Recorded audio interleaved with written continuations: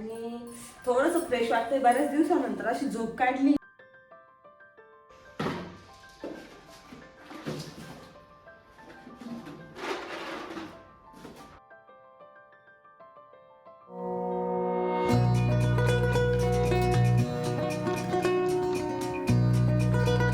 एकीकडे डोसा बनवायचा आणि दुसरीकडे गरमागरम खायचा, असं आमच्या दोघी मायलेकीचं चालू आहे.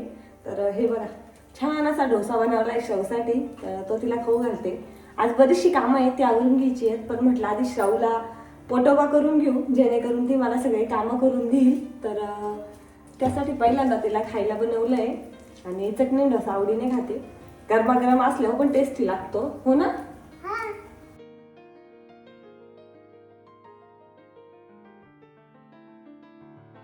मी हा बॉक्स केलेला आहे एक रोजच्या सामानाला वापरायचे आपल्याचे पावडर, कंगवा वगैरे असं स्प्रे. पण त्यामध्ये ना कोणीच काही सामान ठेवत नाही, जे येईल ते हाताला वरती ठेवतं डायरेक्ट कपाटावरती. त्यामुळं भरपूर सारा पसारा झालाय. म्हटलं आधी तो आवरून घेऊया आणि नंतर बाकीचं काम. आज दुपारी तिला झोपी लावता लावता मी पण झोपून गेले होते. जवळजवळ 2-3 तास झोप झाली आमच्या दोघींची पण. आणि थोडंसं फ्रेश वाटतंय. बऱ्याच दिवसानंतर अशी झोप काढली. तर तेच कपडे आवरून घेऊयात म्हटलं.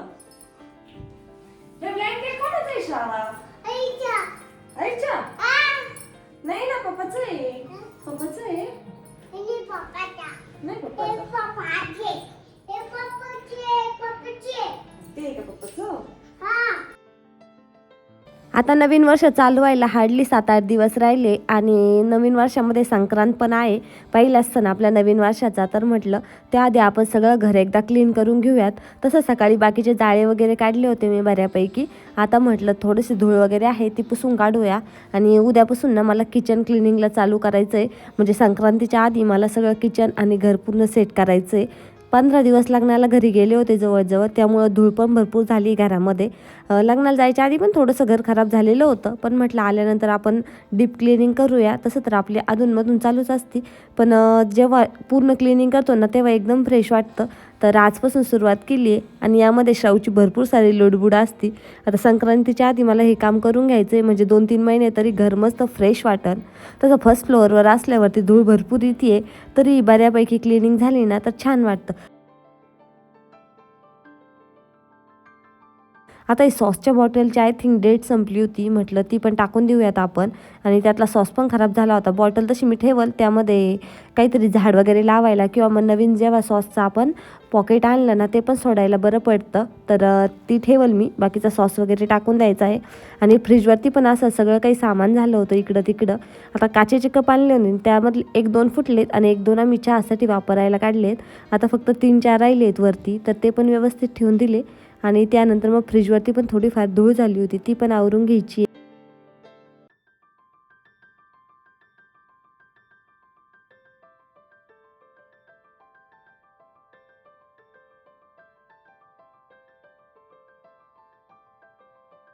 एक दिवसापूर्वी कपाट आवरलं होतं मी आणि त्यामध्ये ना यांचे रुमाल आणि सॉक्स पूर्ण मिक्स झालेत. तर 2च रुमाल दिसत आहेत वरती. चालू केली आणि खाली सगळे कपडे झालेत. तर म्हटलं आज ते काढून बघावं त्यांचे रुमाल वगैरे आहेत का, कारण की 2 दिवसापासून चालू आहे रुमाल कुठे आहेत किंवा बाकीचं काही सामान सापडत नव्हतं. म्हटलं चला आज ते ओपन करून बघूया.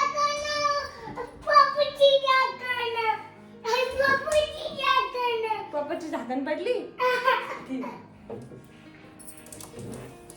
एकदा कपाट आवरलं आणि त्यानंतर परत असं कपडे काढायचे म्हटलं का व्यवस्थित ठेवलेले थोडंसं वाईट वाटतं, कारण की आपण प्रॉपर घड्या वगैरे घालून ठेवलेले असतं. कुर्ता आहे इथं तर नाही, इथं तर नाही ना.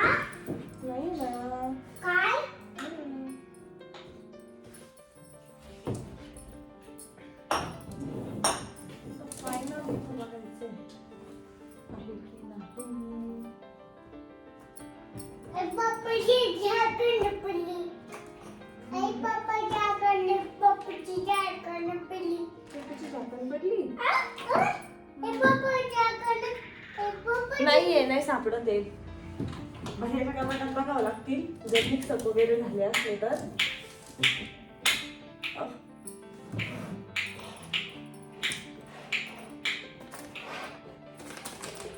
तर हे पिटुकलंय ना पप्पाचा स्प्रे घेऊन पळतं इकडं तिकडं, नको म्हणते तर ऐकत नाही आईचं.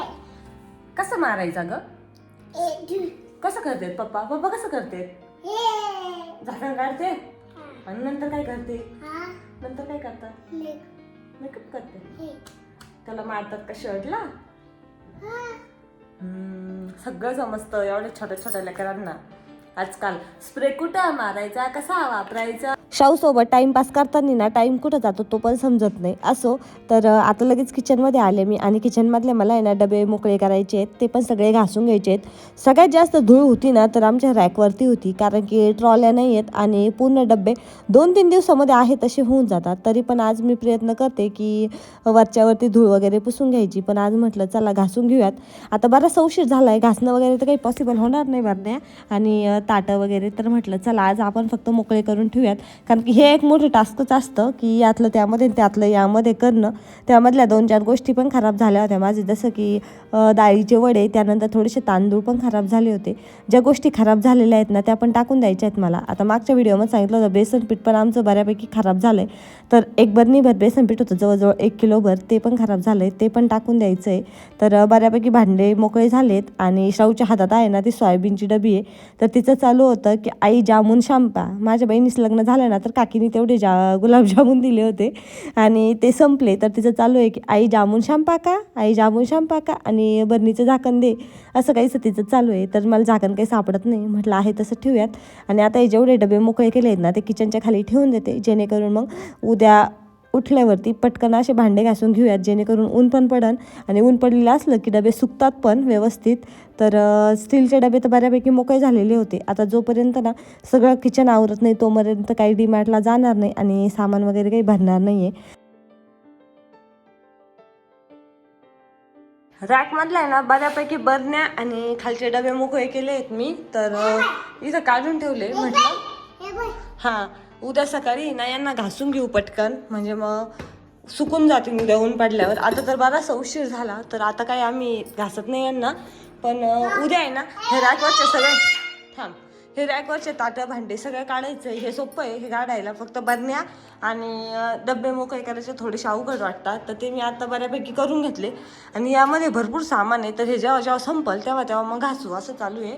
तर बघूयात आता उद्या किती किती काम आवडतं आणि किती पटपट आवडतं आहे. तर आता जर जमलं तर आत्ताच लगेच घासून घेते मी हे भांडे राहिलेले. तर चला हा ब्लॉग मी इथंच एंड करते. आपण भेटूया उद्याच्या ब्लॉगमध्ये. आजचा ब्लॉग जर तुम्हाला आवडला असेल तर नक्की लाईक करा आणि नवीन असेल तर आपल्या चॅनलला सबस्क्राईब करा. Bye friends.